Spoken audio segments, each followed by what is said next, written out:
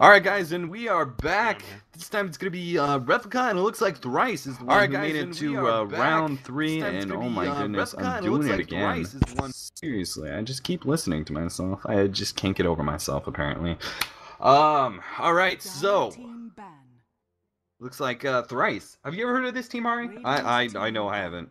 No I idea. have not. Well, Replika is the only team in this game that I know.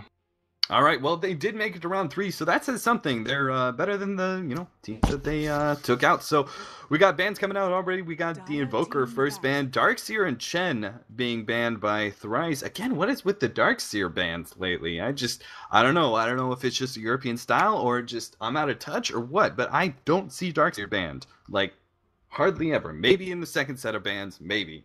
But even when he's not banned, I never see him picked up, so I don't know. What do you think about that? I don't know. It probably has to do with the strategy they're trying to run that they would ban Darkseer this early because, yeah, I don't think it's an imbalanced enough hero. It's also the fact that they have first pick and maybe they're trying to get an imbalanced hero. Like, Lycan is actually still here and they're going to force Replika. No, I would expect to see a first pick Lycan coming right now then. I'd be kind of shocked if it wasn't the case. Yeah, and there it is. So I guess they just maybe banned not necessarily top ban-worthy hero in the hopes that they could force something like Lycan through by forcing Replika to ban the heroes instead. And Replika took it, although Replika's going to get Windrunner and maybe tie it if they want it out of the bargain. So not going to be terrible for them. Yep. Yeah, absolutely. And they can pick up Animage third pick because, obviously THRICE isn't going to be able to pick up that hero. And Shadow Demon's already banned. And they'll have a chance to ban out Riki, which I really don't see them with a Lycan. I think they should just really have an aggressive team. But even if they want to, they can ban out like the Riki, who is, a really great counter to Animage. So if they can pick up Animage. And already all the counters are really out of the pool for THRICE. And I think, as much as I think Lycan's really strong, he's farmed incredibly well and all that, it's just... I don't know, I've said this a couple times, and it's because I read it, and it kind of influenced me a while back when I was playing Dota 1, and pretty much picking up melees right off the bat, especially melee carries, it limits you. It limits the whole entire picking and banning phase. From there on out, you are already pretty much dealing with a handicap, and so you have to really think, is this melee hero really worth it? And Lycan he might be. He farms so incredibly well. He comes out of the jungle with BKB Vlads and a medallion, pretty much 17-minute mark, and he just starts crushing kids unless you try and put a stop to him. And so we're gonna see Vengeful Spirit picked up as well as the Tidehunter, like you said, and now Beastmaster and Enigma being picked up by THRICE, and we're gonna see the second set of bans banning out the Riki. Yeah, so Replika still needs Ziggy. I was a little surprised that they did go for the Enigma, but I kind of expected it at the same time. With Lycan, they're going for the summon strategy, obviously, using the max effectiveness of Howl, with the Wolves, with the Eidolons. Enigma's the most common counterpart to use it with. Obviously, Howl buffing the damage of all the Eidolons is insane, but I guess doing it with the Beastmaster as well kind of helps with the boar, and then obviously Beastmaster's just a good hero in general. Plus, taking the Beastmaster limited what Replika could take to counter the Enigma that they expected, or that they were going to grab as well. Yeah, I was going to say, I was a little surprised that they grabbed the Enigma there, because they knew that Replika could still take the VS to try to counter it, but I guess they considered that it was more likely that Replika would ban Enigma if they didn't take it there, so they were forced to just take it and allow Replika to get the VS. But it doesn't really matter as much, because this Enigma, they're not going to be relying on his Black Hole as much as they're going to be relying on his Eidolons, the Lycan Howl, which I assume Lycan will be getting pretty early on in the game, so they can really push down towers with just an insane amount of damage.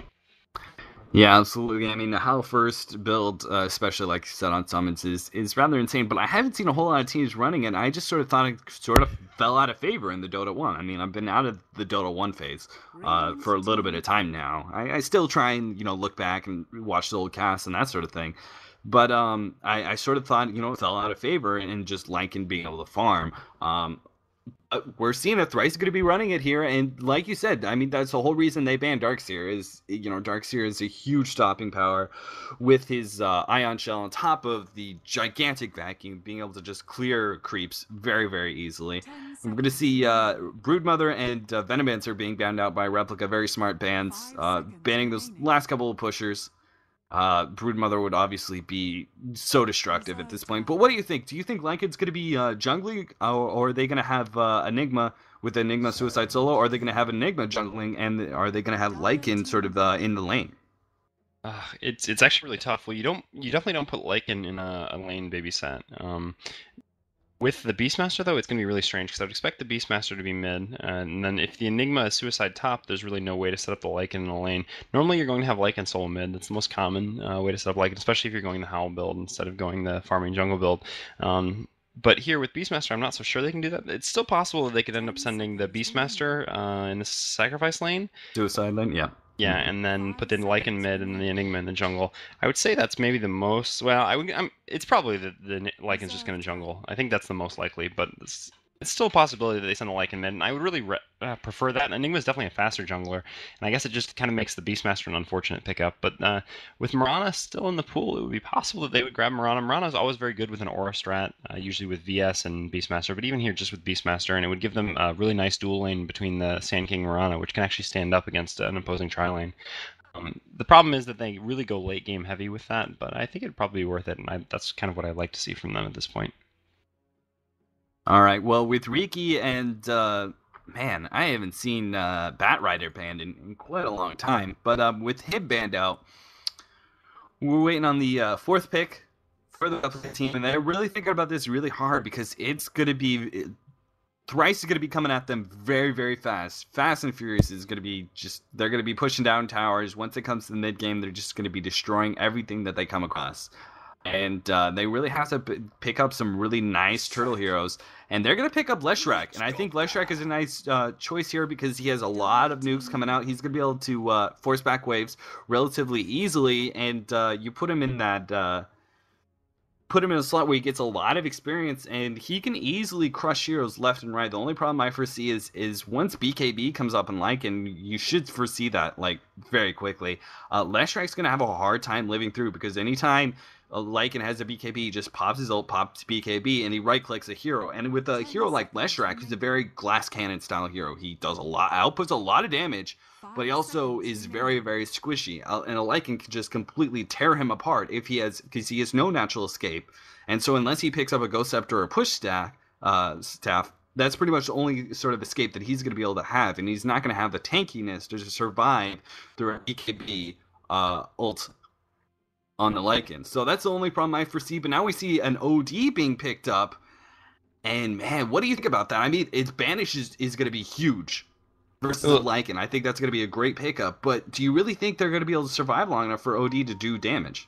OD is pretty much the classic Lycan counter, I think, from the Chinese scene. Like when teams would go Lycan, the other team would go OD. It's actually been a really long time since I've seen this. I mean, it was in Dota 1 quite frequently. The thing is that the banish, the Astral Imprisonment, is just really effective before the Lycan has his BKB, and then obviously later on, once the Lycan does have his BKB, just the insane amount of damage that Sanity's Eclipse is going to do to the Lycan is going to be worth it. But it looks like the Radiant is going to go for the level 1 Roche strat. I saw them ping, so I was wondering if this was going to happen, and it looks like it is. But I can't imagine. I don't know. I guess maybe the Dire won't expect it just because it's the Radiant. I mean, pretty much it's only the Dire that ever goes level 1 Roche, but they have 4 people coming down here, so I don't imagine the Roche is going to get away with this. You can see that Purple doing a little bit of, I would assume this is a little bit of like attempting to distract, basically, getting the opposing team into chatting, so in the hopes that they don't come to check Roche. But I've got to imagine with these 5 here, they're going to loop around through the jungle and then come down and check it out, and the Radiant's going to be in a lot of trouble, although they can do this quite quickly. They're going to convert one of the wolves up, and then they'll summon a new set of wolves, and they've got that healing aura to try to make this go down a little bit faster. But we'll see if it's possible. I imagine the Windrunner's going to go check it right now. The Ward's going to see. They're just going to pray that she doesn't check. Yeah, if Replika catches this before they're able to down Roshan, this is going to be so huge. This could completely change it, but she's not checking it.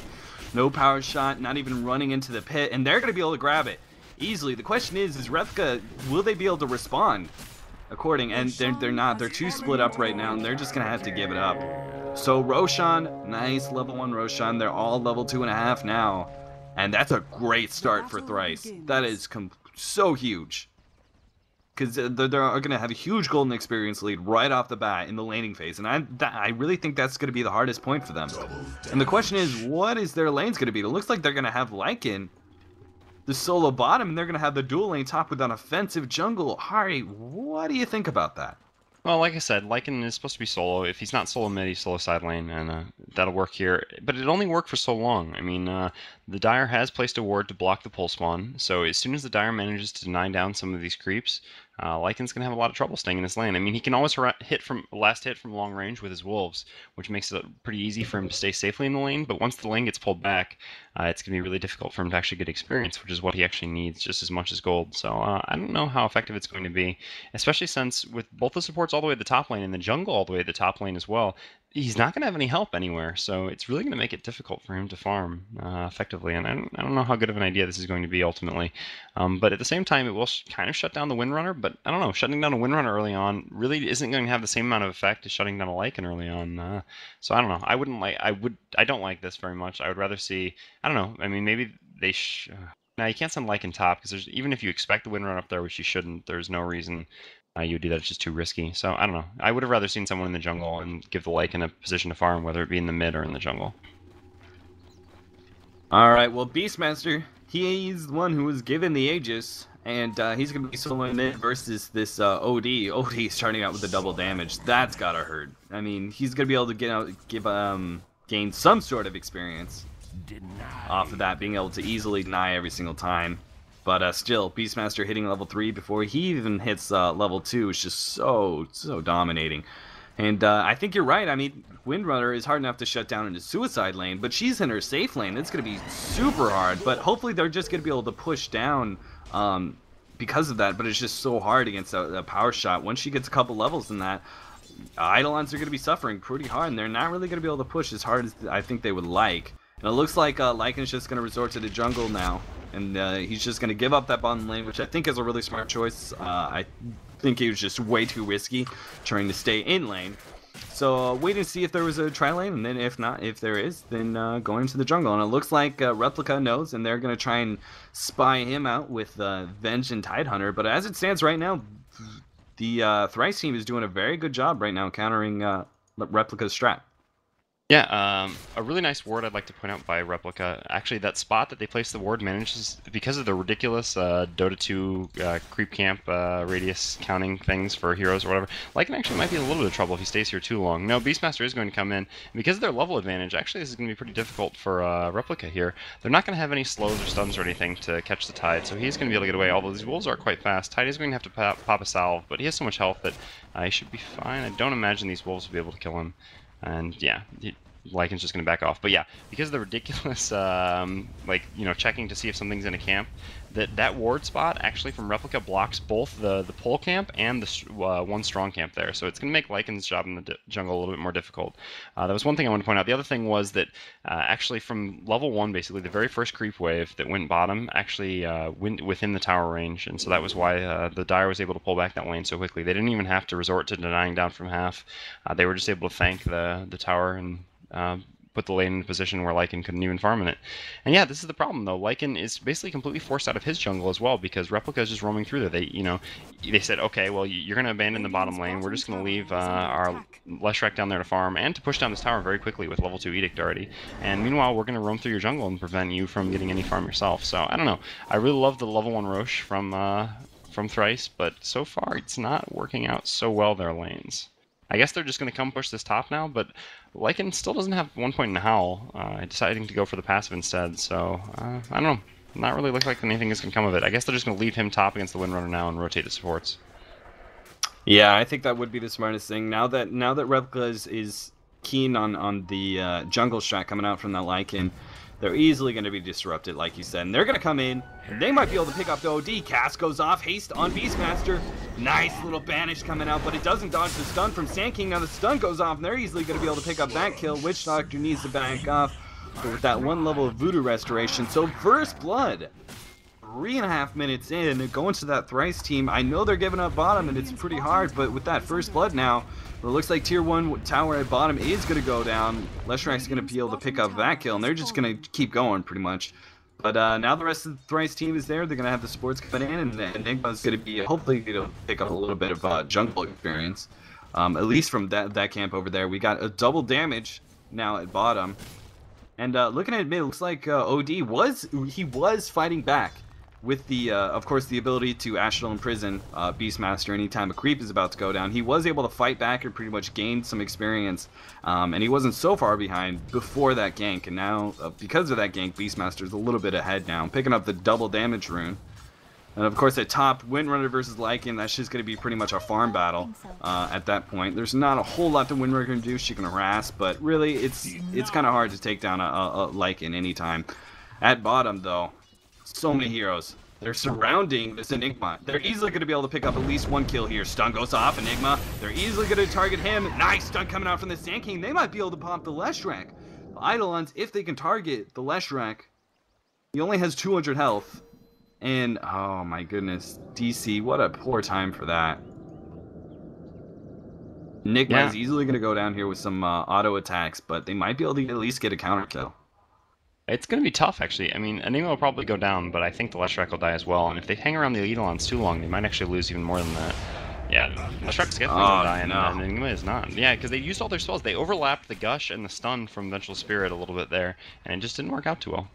Yeah, I thought he still had a Gush up, because, yeah, you really can't do that. Stun, and then get the slow off. Windrunner's actually going to dive the tower top and try to take out this Lycan. Let's see, one more shot, and yeah, she is going to get it.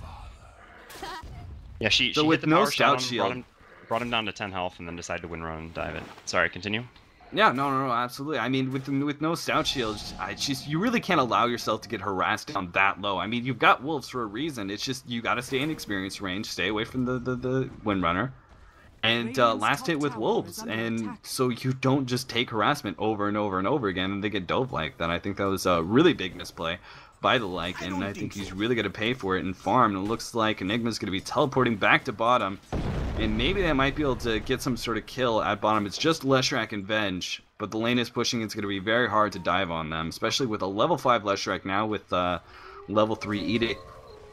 But what do you think? Do you think they should switch up the lanes? I mean, Leshrac at this point, he's getting experience, but he's kind of... I mean, they have no vision at this point. Hopefully Venge will be able to put up some sort of vision for Leshrac, because they can very easily gank him.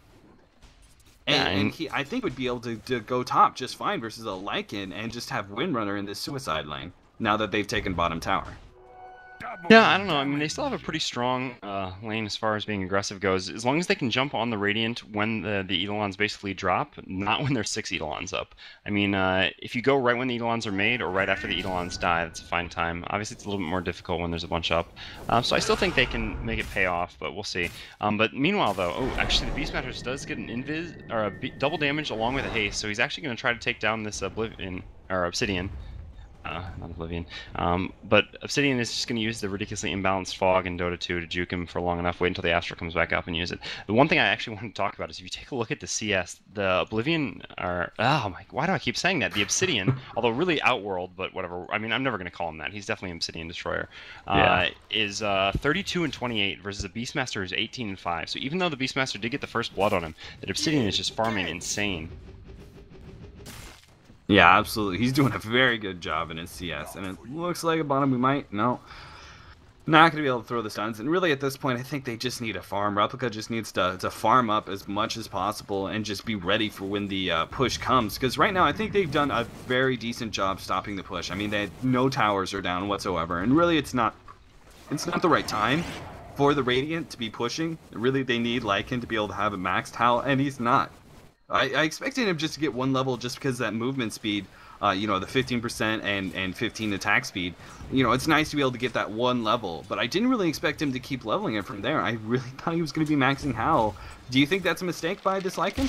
Looks like they're going to jump on Windrunner, though. She does get Windrunner off before the stun goes off, but she's going to go down anyway. Anyway, going back to that question, Hari. Yes, I absolutely think it is a mistake. I think if you're running the Lycan Enigma lane, or combo, you should be taking advantage of it as early as possible. I mean, I guess they're kind of just don't want to group up and push, but I mean, it doesn't even matter if you're trying to group up and push. As long as you get a decent amount of mana regen on the Lycan, he can boost the Eidolon's pushing power from far away. But I guess the problem is that they're up against this tri-lane now. Oh, speaking of damage, Beastmaster is going to go down, but it's just the Aegis, which actually doesn't really matter because it would have popped in about minute 30 anyway, so not really that advantageous of a kill there mid. Looks like he is actually going to turn back around, but he doesn't have Roar. But yeah, so I guess it's just difficult to push into this Leshrac Vengeful Spirit Tide tri-lane, so they wouldn't really want to try. But at the same time, Leshrac actually doesn't have any points in Lightning Storm, so they wouldn't be that effective at taking down the Eidolons. I would have thought that it would have been worth it. Yeah, I definitely think it's a mistake. I think he should be going Howl. Yeah, absolutely. I mean, looking at they're trying to have this Sand King go and roam middle. But only level 5, he's not really going to be able to do a whole lot, especially with Replika keeping up some nice vision consistently. I mean, they had a little bit that 6-minute mark, which is very typical. Can't always be able to have vision up. Some teams are able to get it up by 6 minutes, some can't. But besides that, they've been able to keep vision up very, very well, and they're going to completely see the Sand King and Beastmaster trying to run top in order to get a gank, and that's a lot of time wasted for both of these heroes. I mean, Sand King, you really want to hit level 7 on Sand King. It's just having that little extra range can be so huge at times, and they're just going to sit here waiting for some hero to pop up, but there's no one. They already know. Replika's very, very smart like that, and they're just going to sit back at their tower, and maybe at least they might be able to turn this into a little bit of push. Now that we've got 3 heroes here with the wolves. Yeah, well, with the Sand King Beastmaster combo, what they're going to try to do, obviously, is get the Sand King to stun in, and then he'll start his ult while the Beastmaster roars someone, which will be able to get a kill now that Sand King is level 6. But it depends if they can catch someone. Yeah, they are going to see... The Axes will clear out the jungle here, I imagine. Yeah, Axes go clear out the trees, and the Beastmaster is going to roar someone. Actually gets stunned, right? He's going to roar. And the Sand King actually missing the stun himself, but does get the epicenter off regardless, which is going to be able to take out the Vengeful Spirit. But meanwhile, he's going to melt, and the TP is coming in here. This is going to be the end for the Beastmaster.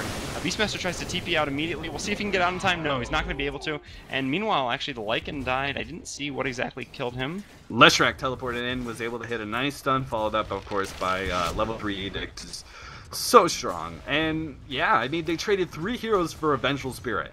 That was completely not worth it. And now they're going to be able to turn this around. Replika is going to be able to push a top tower, while bottom tier 1 is taking a little bit of damage from all these Eidolons. But Edict is definitely going to be the winner in this push battle right now, and they're going to do so much. Look at the tower just getting crumbled.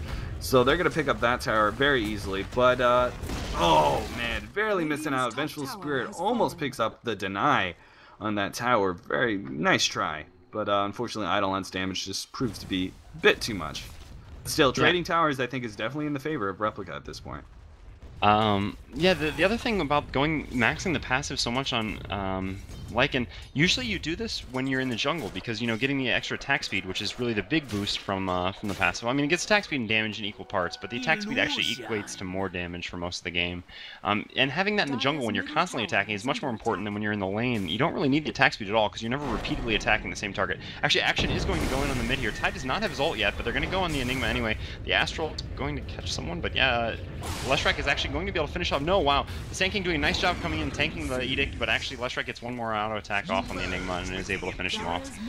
And then they actually do deny the tower, but Lycan should be able to take the top tower meanwhile. But yeah, like I was saying, so when you're in the jungle, you want that attack speed because you're constantly attacking. But when you're in the lane, you're not constantly attacking, so you don't really need the attack speed so much as the flat damage, which Howl's going to provide anyway to you and all of your team, not to mention the summon strategy. Beastmaster Roar going to go off on the Leshrac. Leshrac just going to get Astraled when the cast comes out, so Oblivion doing a good job. Axe is actually a little bit too early. They're not able to do much damage to Leshrac, and it looks like the Dire will just back off. But meanwhile, Lycan did take the top tower like I expected. And then there was one more thing I wanted to say. You should be happy to see that the Witch Doctor this time actually did go the correct skill build. Yes. Oh, barely missing out on the stun. Nice try that at Leshrac, but they are going to pick up the Enigma regardless. Now the ult goes off. Nice play by Tidehunter, picking off all 3 heroes, and now they're going to be able to easily pick up at least one more. Nice stun by Leshrac, catching out the Beastmaster. One more hit, he's going to be able to pop it. There it goes. And so again, I mean, they take middle tower, they denied their own tower, and they won a team fight on top of that. Replika is just, their movement is great, and now that they have Tidehunter at level 6, their team fight is just going to be winning every single time. Lycan has no farm, pretty much, at this point. It's 13 minutes in. He should be, you know, have Vlad's. If he was, you know, typical jungle, he would have Vlad's and be almost on his way to BKB at this point. But instead, all he has is a Treads and a Sage's Mask plus another 1,700 gold. I assume he's going to go for with the Sage's Mask and Medallion so they can take a quick Roche steal. That would be my guess at this point. Yeah, but who knows? I agree. Oh, no, he actually does just finish up Vlad's with it, so he's not going to go the Medallion, and they're just going to use the Vlad's to take Roche instead.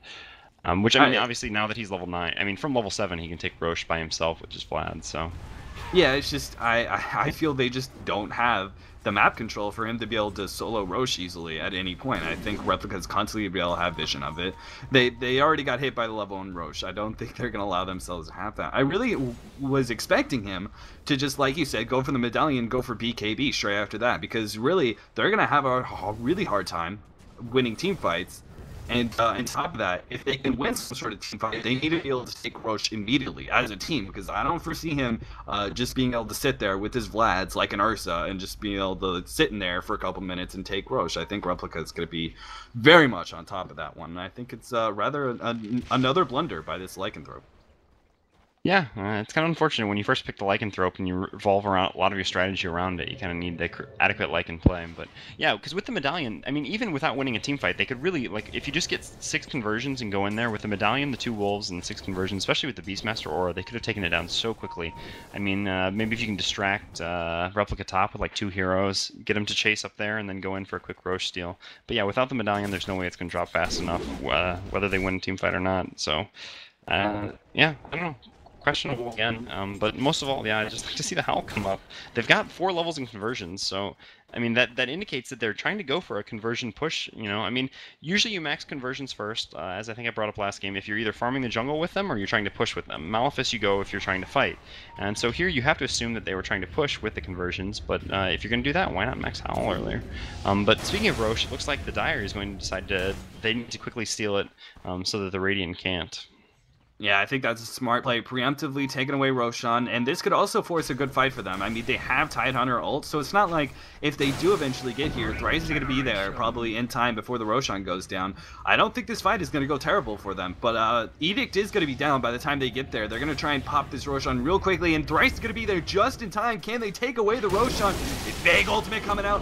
Lycanthrope trying to do what work he can. Roshan's even going to live. Lycan's going to go down easily from this City and Destroyer, clean it up with the ultimate. Now Sand King throwing his ultimate, but he doesn't really hit anybody with it. He was too far away. Enigma's going to get tossed down easily, and now Beastmaster needs to get out. He's the only person left. Tidehunter going down to Maledict. He tries to do what he can. He knew he was going to go down, so he tries to pick up the Beastmaster kill. They just need the Astral Imprisonment. Teleport. Is he going to be able to get it off? No, he doesn't. Great job. Replika was completely on top of that one, so a complete team wipe for them. And are they going to go back in Roshan? Do they have enough health? Oh, actually, the Roshan went down. I wasn't paying attention to that. I was too busy with the team fights. Yeah, it went down to the Edict damage. Just basically a really poor play there by Thrice. The Enigma Black Hole hit absolutely nothing except Roshan, and then the Sand King ult hit absolutely nothing except Roshan, which actually just made it that much easier for the Dire to finish it off with the damage from Edict and come out of there ahead. So, yeah, I mean, the Radiant got there in time, and I thought that they might be able to do a good team fight in such a confined space with good AoE ultimates, but just poor play kind of by their AoE ultimate people, and I mean, good positioning by Replika, doing a good job splitting up and not allowing themselves to get trapped and caught in AoE ult, so nice job by them. It's always tough against a Tide to get AoE combos off, but I don't know, in a situation like that, you just got to do a little bit better, I guess. And unfortunately, that's going to be a big swing in the game now, obviously getting that team wipe and getting the Roche kill and stealing it from the Radiant, who relied on killing Roche as part of their strategy. And unfortunately, our streamer is disconnected, so yeah, we're going to need a pause. Unfortunately, bad time to call out the pause because we just nope. Yeah, I don't want to interrupt any sort of potential team fights. All right, guys, sorry about that. We had a little bit of technical difficulties. Well, I suppose it's both technical and both physical, kicking internet cords. But besides that, shout out to Crow because he's been doing a good job besides kicking internet cords. But yeah, it looks like we're gonna see a smoke up. Replika is gonna get very aggressive here. Already with the Force Staff and obviously the Aegis on OD, he's already gonna be doing so much work. Bloodstone on Ledstrak with the 6 charges. That buff has just made it so possible. Push stick into imprisonment. They're easily gonna be able to pop this kill. And the question is, no, they're so far behind, they can't even get there. They can't even get some sort of counter kill. They're just gonna have to back off from here. So a really well played smoke gank by Replika. And they placed down a ward, which is instantaneously going to be countered. Oh, that sucks. Yeah, but I don't know, the Lycan's build, like, yeah, also just going the Vlads, like, what are you doing? I mean, I guess so that he can just farm the jungle now, but this is kind of not the point in the game where you farm the jungle with Lycan. Like, you farm the jungle until 12 or 15 minutes or something like that, and then you just start solo pushing side lanes. But here he's going into the farming jungle build at like 18 minutes with the Vlads. I don't understand. I mean, Vlads is also good with the Aura stack, but I don't know, so is Howl. But actually going to Big go on mid. ultimate by Tidehunter. They're going to be able to pop the Beastmaster easily. Sand King trying to do what he can. Hits a double stun. Popped off the ultimate, but no. Nice stun by Vengeful Spirit. Stops the epicenter, and they're easily going to be able to clean up. Oh, maybe even another kill. Leshrank, nice stun by him, and they're going to clean up both 3 hero kills. Nobody goes down. On top of that, a tier 2 is easily going to get picked up here. And they can even do chip. I mean, it's so early in the game that revive time is very, very early. They could take top tier 2, actually, is what they could do. They just need to go to top, instead take that tower, because they're not going to be able to do any real chip to middle with everybody reviving Buck back up right now. But completely controlling the map. I mean, they have so much vision. They have pretty much all the items that they need. Pretty much from here on out, it's just extra. And with what? We've got 4 staff and 1,700 gold on Obsidian Destroyer. He just needs really just now intelligence, and he's just going to be able to completely wipe the Lycanthrope, especially since he doesn't have BKB. Pushing himself in, imprisoning. They're going to set up for this stun. Ben's going to lead the way with the stun. Sankey coming in, trying to do what he can to disrupt it. Big black hole. Big black hole, and now Obsidian Destroyer is getting hit by Cass, but they're so tanky, they can't even kill him. Obsidian Destroyer now imprisons himself. They're going to be able to pick up the Witch Doctor Gale. 4 people go down. Vengeful Seer's only 1 left. Beastmaster, he's so dead. Do they have any spells? They have a stun, but they chose not to chase that. Instead, they're just going to keep pushing and maybe be able to take this tier 3 before anybody's back up again. I mean, they're all back up in 12 seconds, and the teamfight just happened. Oh my goodness, look at the damage coming out. He doesn't even have anything besides that 4 staff yet. And now they're going to be able to take this tier 3, hopefully before anybody comes back up. I don't think they're going to go for melee ranks, though. I mean, they could. They have the health. Why not? Let's go for it. The Howl finally comes out. This could be a little bit of a mistake, though. They might be able to catch someone. Sand King coming in, trying to hit the level 7 stun. Leshrac, nice. Imprison going off, and now Obsidian Destroyer. Can they pop him before he does any more damage? Yes, they do. Lycanthrope cleans up that kill. And now it's going to be a cleanup crew from here on out. Stun coming out from Leshrac, trying to defend himself. Lycan gets a little bit low. Huge shackle shot coming out from the Windrunner. And Lycan goes down, but not before he takes out the Leshrac. And now they have to back up. Beastmaster coming in. He almost has an ultimate, but the rest of his team backed up for fear. A little bit of miscommunication there. They probably could have picked up another hero, but Tyner actually had his level to Ravage up, so maybe not. But man, now with a Blink Dagger on Tidehunter, what a team fight. They don't take the melee ranks, and I was about to say I thought that was a little bit of a mistake. They should have just, bided their time. They have an Obsidian Destroyer. It's not like they have no late game. It's not like they don't have great mid game. They just could have sat backs, but still, even though they gave up a little bit of gold, they're still easily 12,000 gold in the lead, and the experience is somewhat similar, 16,000. But man, it's just a downhill it's just so hard for Thrice to come back from this. Yeah, I don't know. Looked like they had a little stroke of life there, but then an amazing shackle shot from the Windrunner was enough to seal any hope there. Again, I don't know. It all comes down to just I think the poor coordination in the builds from the Radiant. Everything dictates to a push or a strategy using the Howl and everything. I mean, yeah, the Beastmaster went first item, Drones of Endurance, which is also something you would expect to see in this sort of a push thing. Vlad's drums, stuff like that. But I don't know, just didn't really come together overall for their team. And I don't know, they're kind of paying for it now because they have pretty good late game, obviously, with a Lycan, who is a very strong late game hero, and having Beastmaster on your team certainly never hurts, and Enigma with the huge black holes. But yeah, it's just gonna be really tough to go up against the Tide now that he has Blink, and then that Oblivion. Or why do I keep calling him Oblivion? I really have no idea. The Obsidian Destroyer. I mean, I know his name, but God, I guess he's just creating Oblivion with how much he's impacting this game. It's pretty stretching, but anyway, they're gonna come in and try to push this top tier.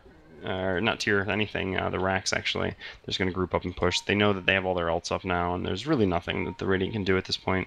The Radiant grouping up to smoke, I guess, but they're going to actually smoke up in range of wards, and then they realize, no, actually we can't smoke. We have to come back and defend, but they're going to have some slow TPs. They're not going to be in a good position here. The Dire's going to get in the base, and this is going to be racks. Yeah, they're easily going to be able to pick up racks here unless some amazing epicenters come out with Black Hole. They do have the Black Hole, and they do actually have Blink Tiger now on Enigma, but no BKB still on this Lycan. I believe, who is it? Leshrak is going to be able to pick up that. Oh, he actually just picked it up from the courier. BKB now. That was probably what they were waiting for. Now they're going to be able to force this fight with 11 charges on Bloodstone plus a BKB. Easily going to be able to clean up this team fight unless some amazing play comes out from THRICE. And this is their time to shine. I mean, they can win this team fight. It's just a little bit of survival. Lycan getting targeted, popping his ult now. And it looks like Replika might be able to back off here, but Leshrak gets caught out here. Nice imprisonment. Black Hole coming in, trapping 3 heroes. Gonna be 4 once Leshrak comes out. Nice swap coming out from the Vengeful Spirit, stopping that. And now Odie, look at him go. He's just cleaning up heroes in a complete team wipe in exchange for Tidehunter. And that's going to be top racks. That's going to be middle tower, probably, maybe even middle racks. Easily cleaning up a lot of buildings here. And honestly, I'm going to have to say that's game. Again, we're just left and right. Every single game we've been casting, it's been very one-sided, pretty much from the start. Yeah, well, and, Replika, it's just really unfortunate to see. Playing on the next level, really playing well. I mean, THRICE came out with a really clever level 1 Roche strategy, and what I thought would transition to a really strong mid-game strategy, but they just kind of failed to materialize, and Replika made them pay for it. I don't know, by just a lot better movement, like you were talking about earlier. Their supports were kind of always in better places, whether it was forcing Lycan out of the lane, etc. And just kind of worse lane setup from THRICE. THRICE, yeah, going to lose a few more heroes. Going to run in here and try to do something, but they don't have any of their ults up, so there's not anything they can do. Replika's just going to turn around and realize, why are we running away? We can just have our Leshrak run in and get a triple kill. Lycan actually might be able to make it out with his max movement speed. Ooh, Beastmaster, yeah. Lycan's like, I want to run in and hit him now that he's Beastmaster stun. No, I really don't. Pulse Nova is actually going to do more damage to me than I can do to him, even with my Vlads. I know, right? But I really want to see this Leshrak die. Just to see how fast he comes back? Just because 19 charges, I want to see him instantly revive, pretty much. Yeah, I agree that would be pretty entertaining. But yeah, that's 2 racks down, and that if it wasn't GG before, it absolutely is GG now. So 2 racks down, there's no coming back from this with a 9-32 disadvantage, and well, actually only 15,000. Oh my goodness, 9-32! I didn't even notice that. I was looking at the goal and everything else, but seriously, 9 kills for THRICE, 26 minutes in. That's gotta hurt. Cask coming out. Oh, BKB. He pops it just to dodge the cask. And GG, well played, being called out, and we're going to see Replika move on to the quarterfinals. I was wrong. This next round is going to be the quarterfinals, so hopefully we'll be able to see some quality games coming out. But shout out to my cameraman, the VOD cameraman, Azu, and our streamer, of course, Crow. Say hello to him. Thank him for doing a wonderful job, besides kicking internet cords. And of course, always a lovely shout out to my co-caster Hari. Don't forget to check us out on dotalive.net. Check out that new site. Got that whole thing going on. Also follow us on Twitter, like us on Facebook, follow our Twitch TV, twitch.tv/dotalive, and we also have a YouTube channel, so please check that out. Also, don't forget to beta keys. You could win beta keys. I know you guys are itching for them. Join the ESL Dota 2 Steam group, and I'll go ahead and just join the RC, and I'll post the instructions there. You have to write winners and that sort of thing. But we're gonna go ahead and try and find the next game for Replika, and hopefully it's not a stomp. We'll be right back, guys. RMC actually did abide your wish. He suicided into the fountain, if you weren't watching, and died with the Bloodstone at 20 charges. Instant 1-second respawn, and then went in again with 13 charges and came back in 20 seconds. But that is the first time I've ever seen that, someone insta-respawning from a Bloodstone. Yes! That's what I like to see. Yeah, who needs buybacks when you've got Bloodstone? That's going to be thrown, so we'll see you guys in just a couple minutes. We'll be right back. Thanks for watching. Radiant's Ancient is under attack. Oh, look at it go! Dire victory.